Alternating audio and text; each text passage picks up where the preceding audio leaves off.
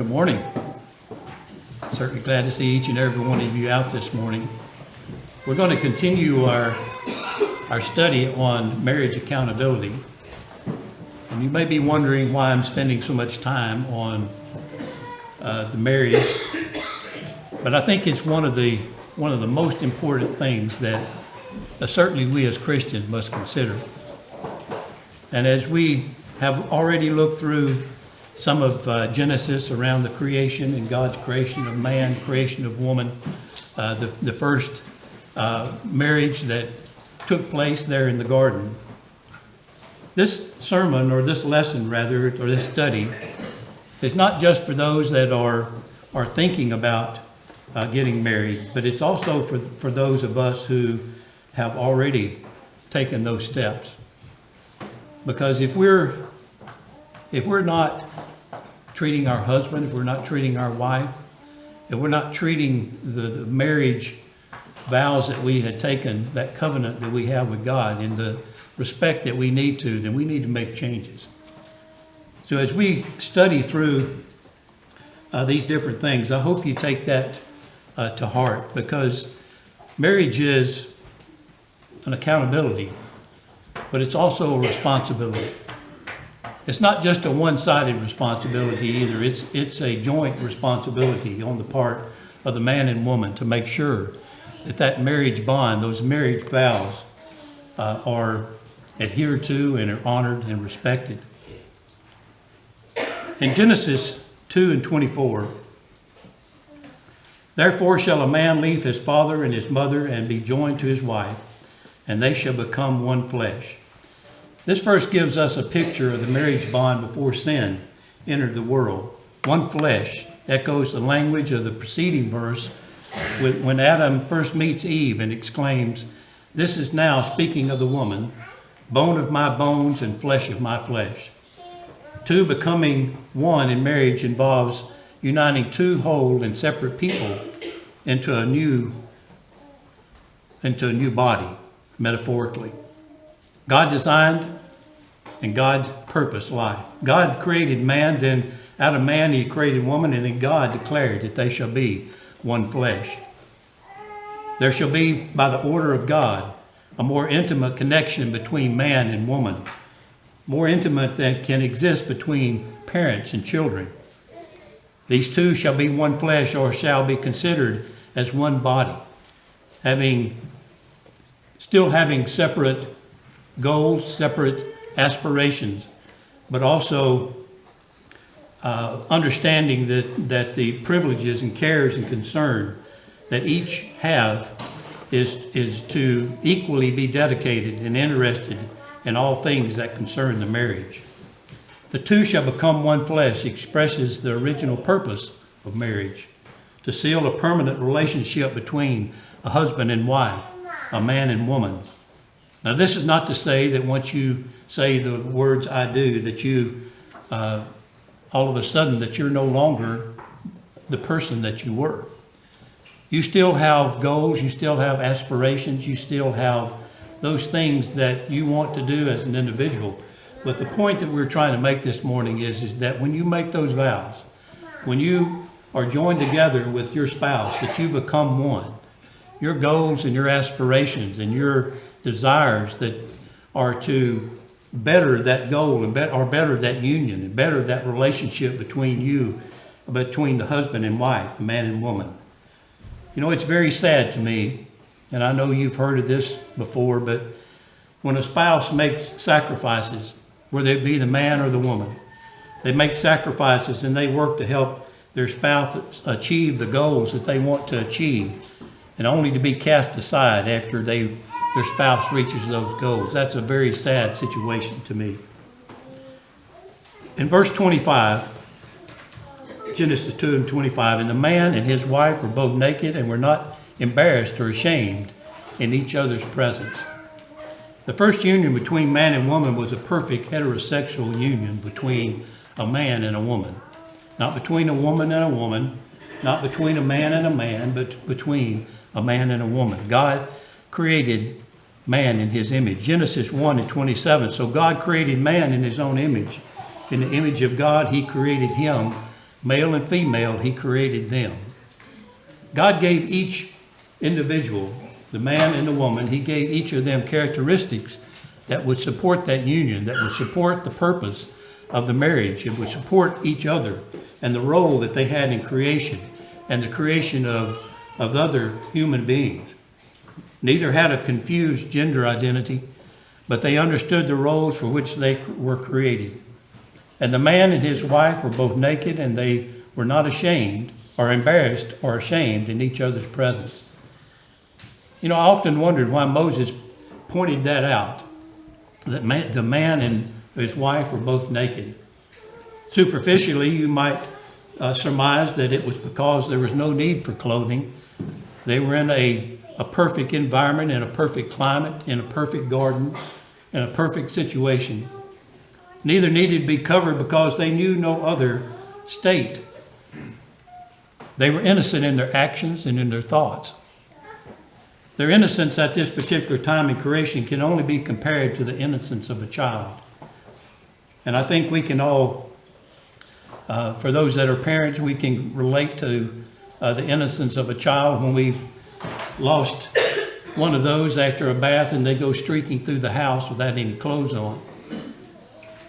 Because there's an innocence within a child. They haven't understood what the difference is between being clothed and being naked.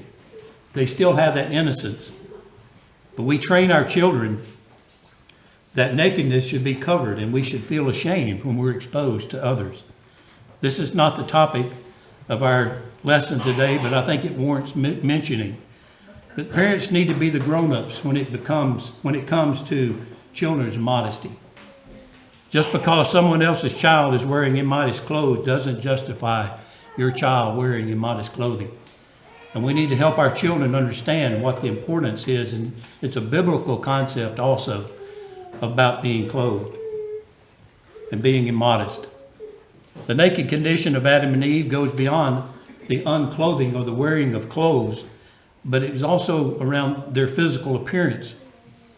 When they viewed their bodies as one unashamed, but they were also in a sense were naked mentally as it pertains to evil thought and evil concepts. Satan would capitalize on this innocence later with Eve. And just as he will, in many instances, he will use these tactics for us to attempt to break not only the marriage bond, but also affect us as individual Christians as well. Adam and Eve lived in innocence, and in that sin had not defined what was forbidden pertaining to the human body. This is evident when Adam and Eve sinned. Then the eyes of both of them were opened and they knew that they were naked. Sin strips back that veil of innocence. It exposes us to something that is ugly sometimes. And we need to be aware of that. We need to train our children. This is another example of how sin, especially in marriage, affects the family. The Bible doesn't tell us why Adam and Eve only made aprons in Genesis 3 and 7.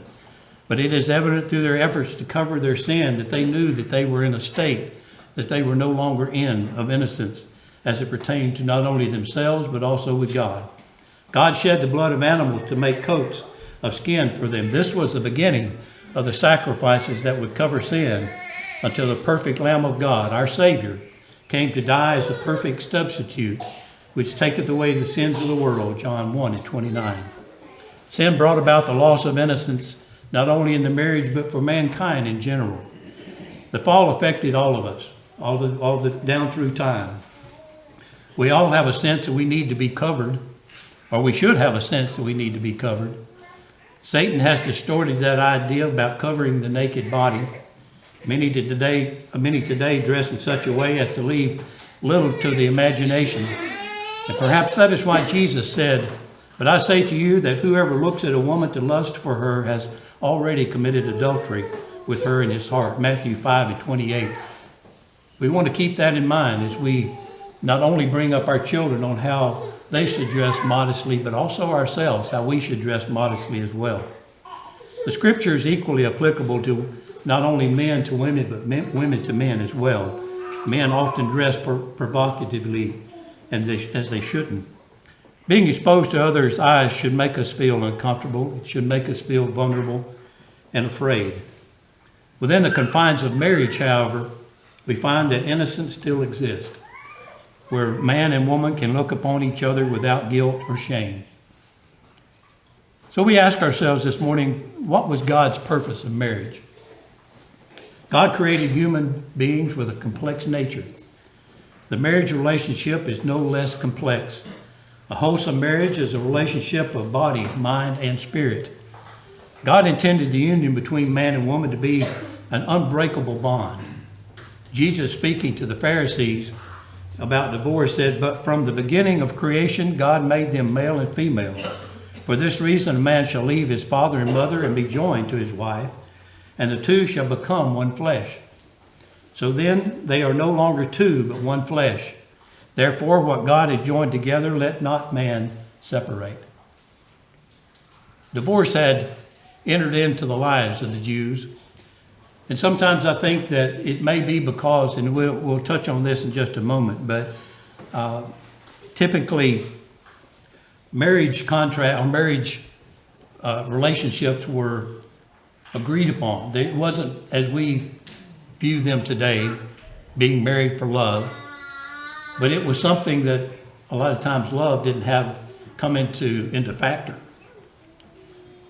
So I think this is one of the reasons that Jesus addressed that with the Pharisees. But in Scripture, marriage is viewed as a covenant relationship. In Malachi, the 2nd chapter, 14 through 16, "And your wife by covenant." Proverbs 2, 16 and 17, "For who forsakes the companion of her youth and forgets the covenant of God?" There were dire consequences for the Israelites who broke vows, especially vows that they made to God. The story of Jephthah illustrates the foolishness of making vows without understanding the consequences. Before leading the Israelites into battle against the Amorites, Jephthah, described as a mighty man of valor, he made a rash vow that he would give to the Lord whoever first came out of the doors to meet him if he returned home as victor. The Lord did give him victory. And when the Lord granted him that victory, the one who came out to meet him first was his daughter. He remembered the vow and offered her to the Lord, Judges 11 and 29 through 40. What this account shows us is the foolishness sometimes of rash vows, rushing into vows that we may not understand the consequences. Christians must be careful about making vows either to the Lord or to one another, and especially in marriage. Marriage is an example of a covenant relationship between man, woman, and God. The covenant or the vows you take are for life, for better or for worse, for richer or for poorer, for sickness and health, and so on and so forth. But too often the man and woman view the marriage vows as a contract and not a covenant. The difference between a contract and a contract is something that you sign when you upgrade your cell phone, you buy a car, or you buy a house. It's something that individuals feel like that can be broken. And marriage contracts or marriage covenants are broken by the thousands, on average of 2,400 divorces per day in the United States. A covenant, on the other hand, is made in the presence of God. A binding agreement made for life. You and your spouse spoke words of a verba solemnum, a solemn vow, and entered into a covenant with God and your mate. Every day will not be a rose garden, but you are committing to working together in that garden, to prune it and to weed it so that the roses may grow, metaphorically. Marriage is also a physical relationship. Typically, especially today, when you talk about a physical relationship, your mind goes to a sexual relationship or the visual external attractions that we have to individuals. In marriage, certainly the sexual relationship is a component, but not the full meaning of a physical relationship by no means. A marriage built entirely on the outward physical relationship will not survive. Certainly there must be a physical attraction, and so physical appearance is typically the first characteristic that we notice about someone, about others, and what attracts us to them, and often the most emphasized part that we have when we start courting or we start a relationship with someone. If you were asked to describe what attracts you romantically, often we list many physical attributes. Rarely mentioned is the inner attributes such as personality, trustworthiness, and so on. Sexual attraction is almost universally understood to be based upon that outward physical attraction that we have toward others. Physical attraction, while a component of compatibility, is often confused with love. I plan to cover this in more depth later in another segment, but it's important enough, I think, to go ahead and mention it this morning to some degree. And that's love versus infatuation. Infatuation is an intense feeling of attraction for someone or something. Experts say the official infatuation stage of a relationship will probably last anywhere from 1 to 6 months. Often mistaken for love, infatuation can feel like the real thing. Infatuation is emotional and highly self-centered. And when we are infatuated, we have that over-the-moon euphoria that makes everything seem happier. However, infatuation cares little about the needs of long-term best interest of its objects. It only wants the feeling to continue. But I suppose in every relationship there is some level of infatuation, and that's okay. Because infatuation can lead to long-term love. It can turn into the type of love that will sustain a marriage, but infatuation in its true form is not enough to sustain a relationship long-term. While the Bible may not call it out by name, it gives us examples of biblical characters who experienced infatuation and the consequences of that infatuation. Certainly the book of Judges gives us a very good example in the life of Samson. Samson, when he became infatuated with a Philistine girl, even against the protest of his father and mother,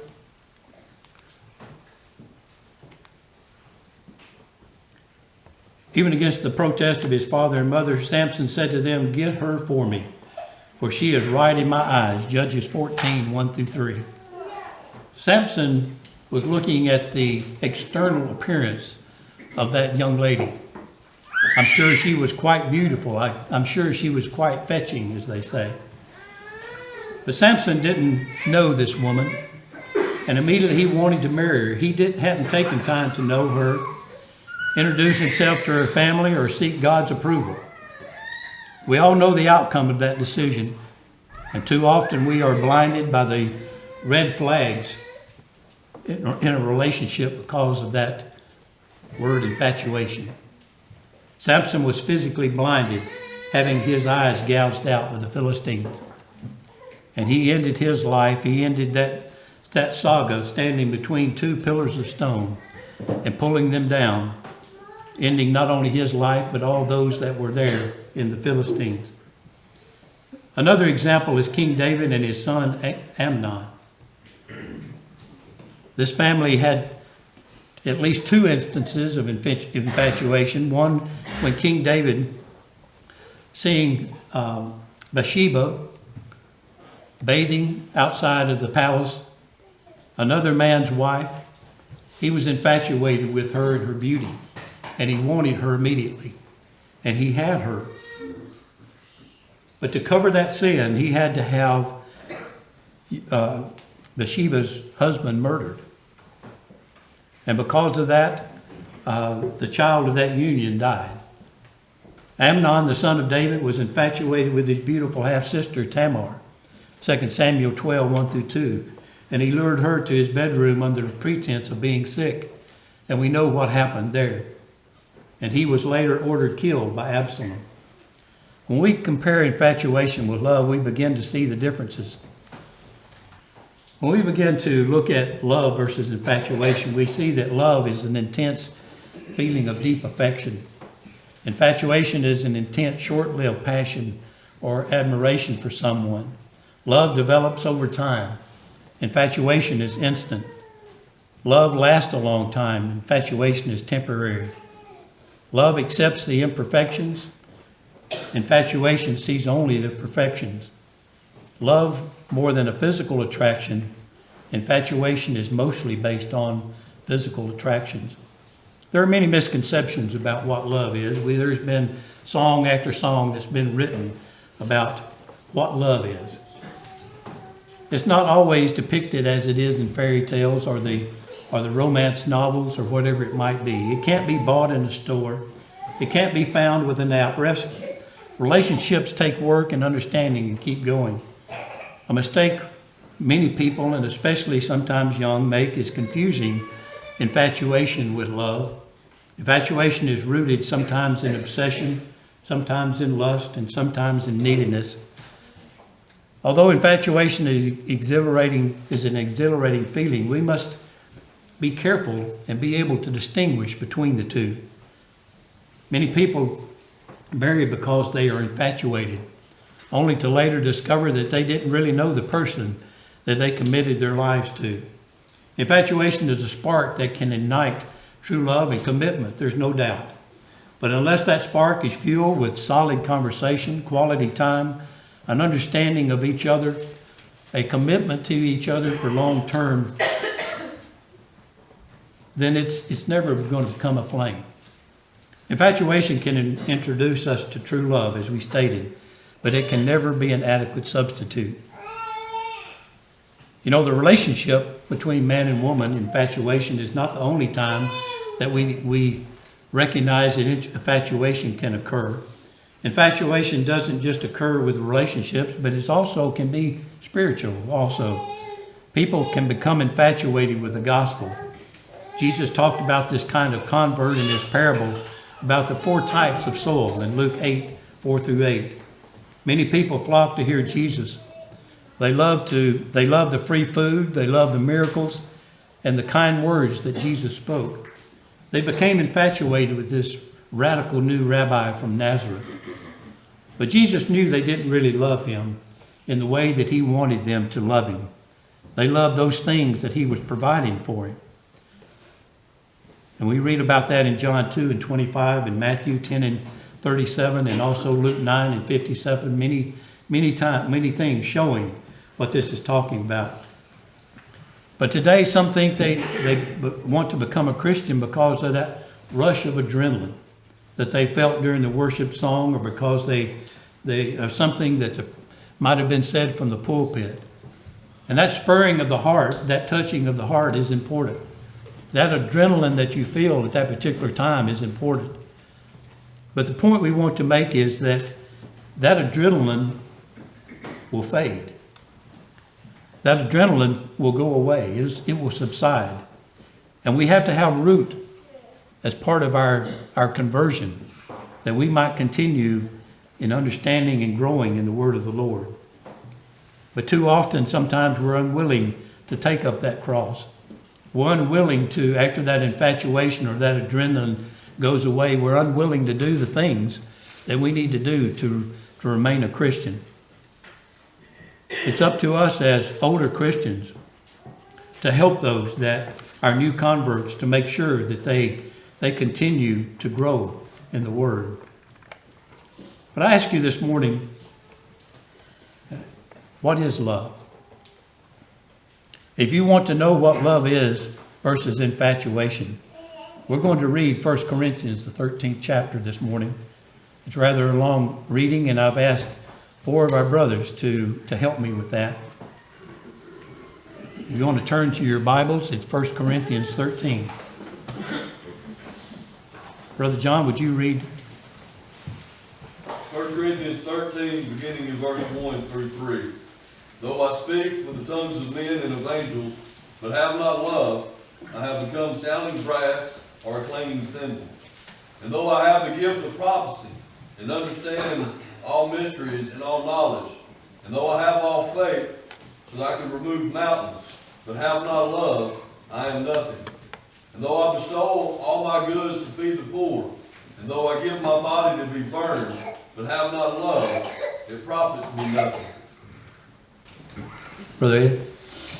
Love suffers long and is kind. Love does not envy. Love does not parade itself, is not puffed up, does not behave rudely, does not seek its own, is not provoked, thinks no evil, does not rejoice in iniquity, but rejoices in the truth, bears all things, believes all things, hopes all things, endures all things. Brother Williams? Love never fails, but whether there are prophecies, they will fail. Whether there are tongues, they will cease. Whether there is knowledge, it will vanish away. For we know in part and we prophesy in part. But when that which is perfect is come, then that which is in part will be done away. Brother Trevor? When I was a child, I spoke as a child, I understood as a child, I thought as a child, but when I became a man, I put away childish things. For now we see in a mirror dimly, but then face to face. Now I know in part, but then I shall know just as I already know. And in verse 13, in concluding the reading, and now abide faith, hope, love, these three, but the greatest of these is love. If you want to contemplate on what love is, read that chapter. But also when you consider what love is between a man and a woman, that's hard for me to adequately define because each man and woman may have a unique definition of how they love one another, the things they do for one another. But there's one thing that we have to keep in mind, is that love that we have between our husband, between the husband or the wife, is a love that is comparable to the love that God had for his church. He sacrificed himself through that love for the church. Historically, survival depended upon, to a large degree, on physical cooperation between the husband and wife. That physical cooperation is no less important today, but in many cases it's less realized today because of our society, the ease to gain substance for our meals and things of that nature. But in the beginning, Adam had physical tasks to do in dressing and keeping God's creation. Eve was his co-worker, his companion, and they shared in these tasks. The Apostle Paul told Timothy to teach husbands and fathers to provide for their own. In 1 Timothy 5 and 8, the biblical description of a virtuous woman also shows clearly that she physically cared for her family. Proverbs 31, 10 through 31. And in our country, and in earlier generations anyway, it took the cooperation of both the man and the woman to sustain their family. In days past, you couldn't go down to the grocery store and buy everything that you needed for the family to eat. You typically grew those. And it took both the man and the woman to sustain the family. When I grew up, we were a farming family, as many of you were. We would work the field, and often Mother, after she had prepared the noonday meal, she would join us out in the field and work alongside us. She grew up in a farming family, as my father did. But we grew up working together, hoeing cotton, picking cotton, working in the tobacco fields, gathering corn, all different types of things that took a family to pull together. Whether we as children wanted to or not, we were required to be in the field. In the late fall, we would kill hogs, and it was a family affair, cutting up and processing the meat. We did that as a family. My grandparents and our family would all participate in that. But as time has gone on and generations have changed, there is less need for the physical dependencies of going out and working in the field, or going out and sometimes tending a garden, or whatever it might be. That dependency, as it was requiring to do those things for survival, no longer really exists. Fewer and fewer main necessities of life are dependent upon that joint effort of co-working together out in the field, or what it might be. Now, I'm not talking about where spouses, how each individual spouse has a job. This is, in some respects, is working together to sustain the family. But this can also cause a shift in the focus of either the man or the woman. It should always be in the forefront of each of our minds, if that is the case, that every action taken should be to strengthen the bond and recognize the value of each of the participants that each one brings to the partnership, to the union, and to the relationship, to make that union stronger, to make that bond stronger, to make the family unit stronger. Each one, the husband and wife, should consider the goals and aspirations of each other. It's hard for one to have goals that are lofty and try to push down the goals and aspirations of their spouse. Sometimes that's a necessity, where that might be where someone is trying to further their education, that they may get a better job. The spouse may support them in helping that, whether it be financially or emotionally, whatever it might be. But the point that we're trying to make this morning is that those goals and aspirations have to align with each other so that you're growing together. And those goals that you set as a family are going to be achieved together. Marriage in the Bible times were not made for love, per se, but for the mutual benefit of both families involved. Jewish marriages were typically arranged by the fathers of the bride and the groom and would begin with a betrothal or an engagement. The bride's and groom's feelings on the marriage were usually not taken into consideration. It was a common custom for the bride to join the groom's father's household rather than the groom and the bride establishing their own household. So if the bride and groom were of a marriageable age, the groom would return to his father's house after the betrothal to prepare a bridal chamber. This process traditionally took a year or more, the length of time being dictated by the groom's father. And when the place was complete, the groom would return and fetch his bride. The bride would not know the day or the hour that her husband would be returning, or her husband to be. So the groom's arrival was usually announced with a trumpet call and a shout, so the bride had some forewarning that he was coming. During his time on earth, Jesus often used Jewish marriage customs as a beautiful allegory of God's relationship with the church. His bride, Jesus bought with his blood, shed on the cross for the forgiveness of sins, Acts 20 and 28. He is currently preparing a place for us, John 14 and 3. And a future time no one knows, Matthew 24 and 36. He will return for his bride with a trumpet call and a shout, 1 Thessalonians 4, 16 through 17. The dead in Christ and those alive in him will be taken to heaven, where they will be joined forever with the Lord, Revelations 19 and 7. Both man and woman are responsible for the physical well-being of each other.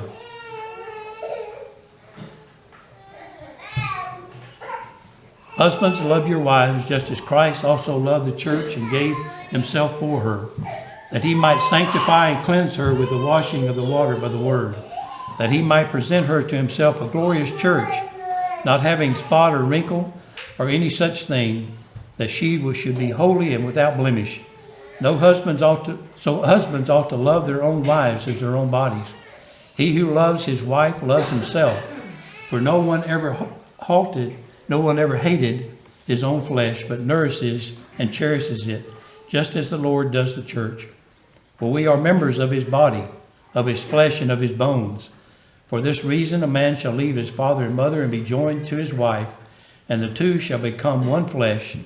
This is a great mystery, but I speak concerning Christ and the church.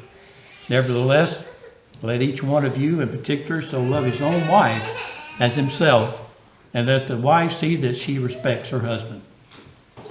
The measure of love that a husband has commanded to give his wife is that of Christ's love for the church. The Greek love that's used here for love is agape. Husbands are to love their wives with God's kind of love, selfless, sacrificial, and unconditional. A love that would die for the beloved. The standard by which husbands are to love their wives is stated outright, and it's a high standard indeed. just as Christ loved the church and gave himself for her. Ephesians 5:25.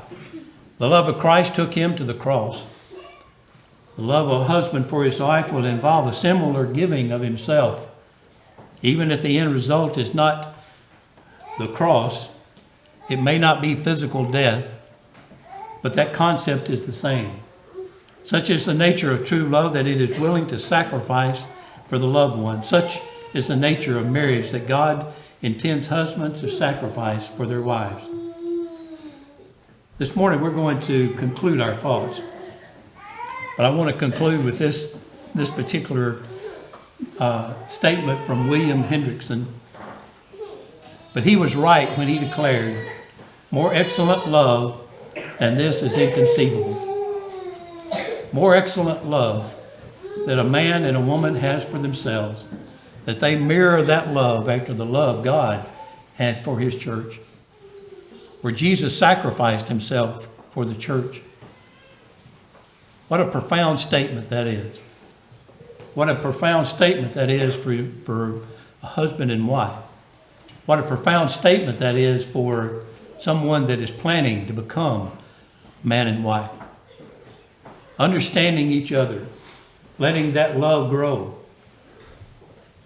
When you first become married, the love that you have for one another, hopefully it's gone beyond infatuation. But that love that you have for one another and that commitment that you have, that you are going to spend the rest of your life with that individual, is a beautiful, beautiful thing. I can't think of a commitment that anyone would ever make that is more, not only more binding, but or more profound or more beautiful than to give yourself, committing yourself bodily, both bodily, spiritually, and mentally to that individual, that you will help each other grow to the point that, you know, there are case upon cases that you'll hear about when someone has been married for a number of years, that person, they know each other, have become so familiar with each other that they almost finish each other's sentences. But when you think of the one, you think of the other. And when you commit yourself, when you commit yourself to another in the holy bonds of matrimony, it's something that you're doing for life. Now we know that, and we're not going to get into that in this segment certainly, but we know that there are circumstances where that can, someone can break those vows by adultery. But beyond that, those vows are for life. And as we mentioned a moment ago, it's not always going to be perfect. It's not always going to be the rose garden that you may have thought it was going to be when you first got married. There are going to be trials. There's going to be things that test you. There's going to be things that test each of you. But the commitment that you make is that you're going to work through those, so that you continually strengthen that bond. You continually show each other respect that you need to show each other, so that you are indeed one. The lesson is yours. Our next segment, yes, there'll be a third segment, I'm sorry. But the next segment that we're going to explore a little bit is love enough for marriage? We're going to finish it up in this next segment, I promise, and we're going to get into the parental accountability part of it. But I hope that this has not been boring for you. I know that for me, it's been good for me to recognize that whenever I was a young husband, that I wasn't the husband I should have been. I can't go back and change that.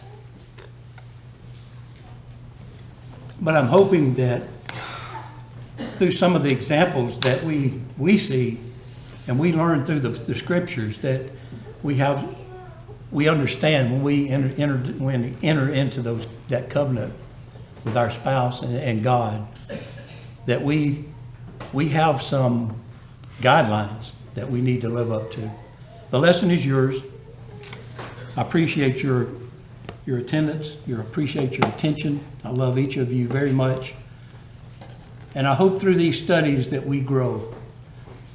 We grow spiritually. We grow as husband and wife. We grow as potential husband and wife. And we also, with our younger people, as we continue to talk to them about the importance of picking the right mate, that it has been beneficial. If there's one that would like to become a child of God, we want to offer you that opportunity. If you've already taken those steps and for whatever reason have allowed yourself to allow Satan back in your life, we want to give you the opportunity to make those corrections at this time. Thanks for watching this video. I know what you're thinking. I don't want to miss another video from this channel. In order to avoid that, click on the red button down there, subscribe, and then click the bell icon. Not only will that alert you each time a new video is uploaded to the channel, it will also help spread the channel to other people's awareness. So, go ahead, do it. Like right now, click on it.